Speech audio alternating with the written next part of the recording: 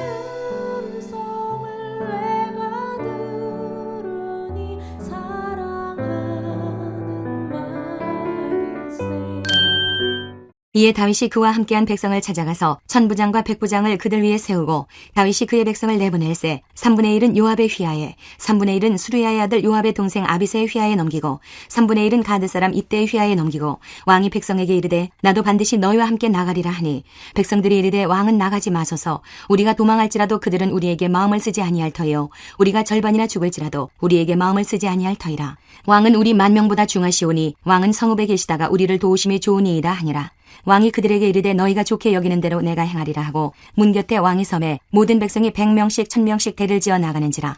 왕이 요압과 아비새와 이때에게 명령하여 이르되 나를 위하여 젊은 압살롬을 너그러이 대우하라 하니 왕이 압살롬을 위하여 모든 군 지휘관에게 명령할 때에 백성들이 다 들으니라.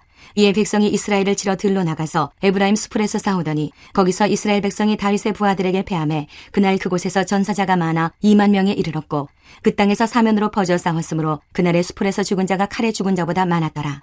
압살롬이 다윗의 부하들과 마주치니라. 압살롬이 노새를 탔는데 그 노새가 큰 상수리나무 번성한 가지 아래로 지날 때에 압살롬의 머리가 그 상수리나무에 걸림에 그가 공중과 그 땅 사이에 달리고 그가 탔던 노새는 그 아래로 빠져나간지라. 한 사람이 보고 요압에게 알려 이르되 내가 보니 압살롬이 상수리나무에 달렸더이다 하니 요압이 그 알린 사람에게 이르되 내가 보고 어찌하여 당장에 쳐서 땅에 떨어뜨리지 아니하였느냐 내가 내게 은 10개와 띠 하나를 주었으리라 하는지라. 그 사람이 요압에게 대답하되 내가 내 손에 은 1000개를 받는다 할지라도 나는 왕의 아들에게 손을 대지 아니하겠나이다. 우리가 들었거니와 왕이 당신과 아비새와 이때에게 명령하여 이르시기를 삼가 누구든지 젊은 압살롬을 해하지 말라 하셨나이다. 아무 일도 왕 앞에는 숨길 수 없나니 내가 만일 거역하여 그의 생명을 해하였더라면 당신도 나를 대적하였으리이다 하니 요압이 이르되 나는 너와 같이 지체할 수 없다 하고 손에 작은 창 셋을 가지고 가서 상수리나무 가운데서 아직 살아있는 압살롬의 심장을 찌르니 요압의 무기를 든 청년 10명이 압살롬을 에워싸고 쳐 죽이니라.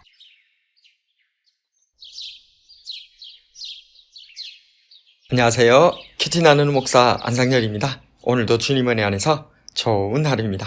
오늘은 사무엘하 18장 1절에서 15절을 통해서 은 1000개를 받는다 할지라도 라는 제목으로 은혜를 나누겠습니다. 예수님 시대에 드라크마와 세겔과 데나리오는 거의 같은 가치를 가지고 있었습니다. 즉 당시 노동자의 하루 품삯으로서 지금으로 환산하면 대략 10만 원 정도의 가치를 가진다 할 수 있습니다.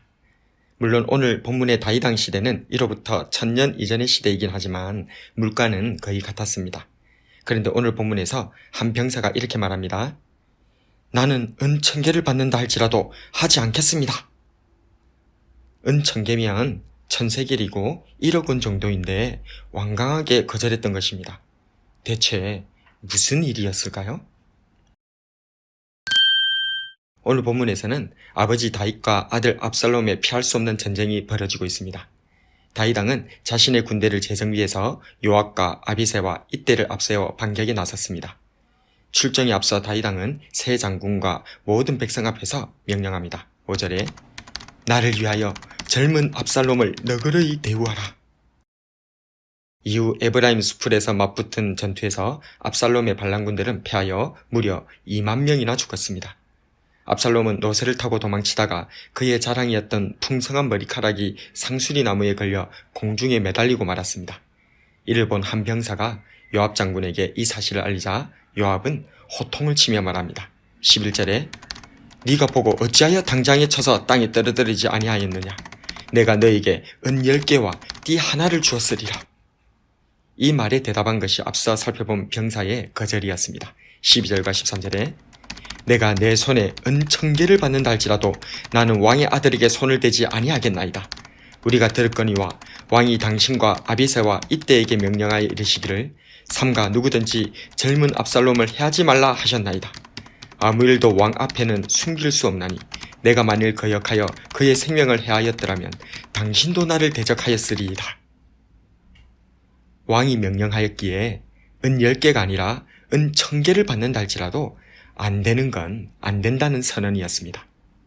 하지만 이에 반해 요압은 왕의 명령이 준엄함에도 불구하고 심지어 저 병사가 다시금 왕의 명령을 일깨워주고 있음에도 불구하고 자신이 직접 군사를 거느리고 달려가서 아직도 상수리 나무에 매달려 살아있던 압살롬의 심장을 찔렀고 그 군사들이 쳐 죽여버리고 말았습니다.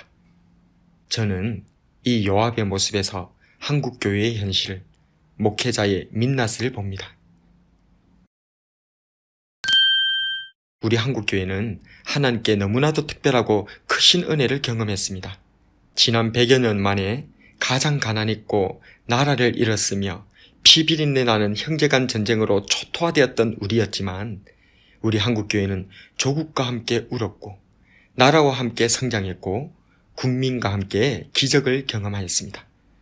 그러나 지금에 와서 돌아보면 우리들에겐 구조적인 문제도 있었음을 알게 됩니다. 그것은 두 가지인데 바로 유교주의와 실용주의입니다. 그중 꽁 잡는 게 매라는 식의 실용주의는 한국교회의 성장과 효율만이 최선이라는 생각을 주입하고 말았습니다. 요압을 보십시오. 철저히 실용주의적인 사람입니다. 목적을 위해선 수단과 방법을 가리지 않고 과감하게 효율적으로 결단하는 사람입니다. 이번 사건에서도 그는 왕의 명령보다 자신의 실용주의적 가치관에 더욱 충실하다는 것을 여실히 보여주고 있습니다. 여러분은 어떻습니까?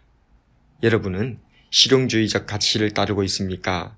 사랑과 용서라는 비효율적인 성경적 가치를 따르고 있습니까? 은천계를 받는다 할지라도 결코 안 되는 일이 있습니다. 정말 효율적인 길이라 할지라도 주님 마음을 아프게 하면 안 됩니다. 병사는 왕의 명령에 충성하였고 우리는 주님의 말씀에 순종해야 할 것입니다. 비록 그것이 비효율적인 길이라 할지라도 돌아가고 피해가는 힘든 길이라 할지라도 주님께서 이 어려운 길을 앞서 걸어가셨기에 다시금 믿음으로 주님 따라 걸어가는 저와 여러분이 되길 주님의 이름으로 축복합니다.